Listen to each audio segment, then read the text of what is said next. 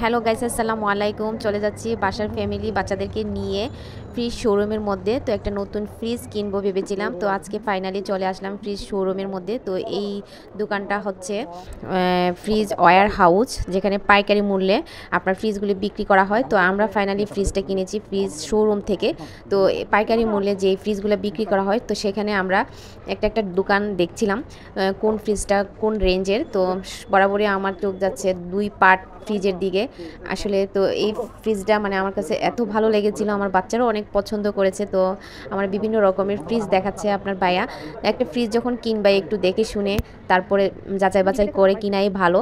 যদি আল্লাহ না করুক ফ্রিজ কিনে এত টাকা দিয়ে তুমি ফ্রিজ কিনবা, কিনে যদি সমস্যা হয় বা কোনো ধরনের সমস্যা দেখা দেয়, তার চেয়ে বরং আমরা একটুখানি দেখে শুনে একটু যাচাই বাছাই করে ফ্রিজটা কিনি। তো অনেকগুলা শোরুমই আমরা দেখলাম, দেখার পর যেখানে যাই সেখানেই শুধু ভাই এই যে 2 পাটওয়ালা ফ্রিজ, ওই 2 পাটওয়ালা ফ্রিজের দিকে আমার নজর যাচ্ছে। তো আমার হাজব্যান্ডে বলে যে তোমার চোখ তো শুধু দেখতেছি যে 2 পাট ফ্রিজের দিকে, আর তোমার অন্য ফ্রিজের দিকে তোমার খেয়ালই নেই। তো আমার হাজব্যান্ড চাচ্ছিল যে আমাকে কোনো রকম একটা এরকম একটা বড় টাইপের একটা ফ্রিজ কিনে দেবে, যেটা কোনো মানে পার্ট নেই, শুধু 1 পার্ট ফ্রিজ দেখতেছিল। তো আমার শুধু 2 পার্টের ফ্রিজের দিকে নজর যাচ্ছে, বাচ্চারাও 2 পার্টের ফ্রিজের দিকে তাকাচ্ছে বারবার। তো আমার বাচ্চারাও বলতেছে যে আব্বু এই ফ্রিজটাই সুন্দর। তো আমার হাজব্যান্ড যে মা এই ফ্রিজটা যেমন সুন্দর টাকাটাও তো অনেক বেশি। তো ঠিক আছে, তো একটা ফ্রিজ যখন তুমি কিনবা এই ফ্রিজ দিয়ে তো তোমার চলতে হবে, তোমার জীবনটা কিন্তু এই ফ্রিজ দিয়ে কভার করতে হবে, ঠিক আছে।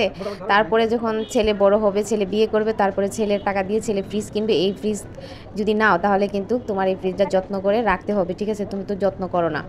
তো আমি বলছি না, এই ফ্রিজটা নিলে অবশ্যই যত্ন সহকারে ফ্রিজটাকে ইউজ করব। তো আগে তো নতুন সংসার ছিল, তেমন একটা বুঝি নাই ফ্রিজ কীভাবে যত্ন করে রাখতে হয়, ঠিক আছে। তো এখন আরেকটা দোকানের মধ্যে মানে শোরুমের মধ্যে নিয়ে গেছে। তো এখানেও মানে অনেকগুলো ফ্রিজ দেখলাম, দেখার পরে দেখি যে আমার ওই যে 2 পাটওয়ালা ফ্রিজের দিকে আমার। তো এখানে ওয়াশিং মেশিনও রয়েছে, তো ওয়াশিং মেশিনটাও আমার খুব ভালো লেগেছে। তো পরবর্তীতে আপনার ভাইয়ের কাছে আবদার করবো একটা ওয়াশিং মেশিন কিনে দেওয়ার জন্য। তো দেখুন ঘুরে ফিরে কিন্তু আমার বাচ্চারা শুধু 2 পার্ট ফ্রিজটার দিকেই কিন্তু নজর যাচ্ছে। আমার মেয়ে ছোট্ট মেয়েটাও কিন্তু ফ্রিজটার ছবি তুলছে, ভিডিও করছে। তো ফাইনালি টাকাও পেমেন্ট করে ফেলছে, এদিক দিয়ে ভাইয়া টাকা গনে নিচ্ছে। তো এখন আমরা বসে থাকার পর কিছুক্ষণ পর দেখলাম যে অনেক সুন্দর একটা বাহির থেকে আওয়াজ আসতেছে। তো এই আওয়াজটা কিসের জন্য একটু জানালার দিকে উকি দিলাম। তো দেখি যে যে যারা সনাতন ধর্মী হিন্দুদের মানে রথ টানা যেটাকে বলে, তারা রথ টানতেছে। রথ টানলে নাকি কি বলে এটাকে, রথ টানলে বল বাড়ে। তো এরা বল প্রয়োগ করতেছে। তো এই দিক দিয়ে তাকিয়ে সুন্দরই লাগলো এই জিনিসটা, ফাঁকি দিয়ে এইটার একটা সুন্দর একটা ভিডিও নিলাম।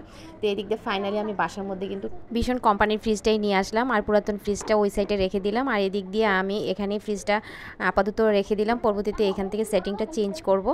আর অন্যদিকে আমার বাচ্চারা যে ফ্রিজের সাথে কিছু বক্স দেওয়া হয়েছে, এই বক্সগুলো নিয়ে এরা খুব সুন্দর করে এটা মানে খেলাধুলা করতেছে। তো এই বক্সগুলো দেওয়া হয় আপনি ফ্রিজের মধ্যে প্রয়োজন জিনিসগুলো বক্সিং করে আপনি রাখতে পারবেন, যেটা সহজেই কোনো জিনিস রাখলে নষ্ট হবে না। তো অনেকগুলোই বক্স দেওয়া হয়েছে, তো এরা এগুলো নিয়ে খেলাধুলা করতেছে। সবাই ভালো থাকবেন, সুস্থ থাকবেন। ভিডিওটি এখানেই শেষ করছি। আল্লাহ হাফেজ, আসসালামু আলাইকুম।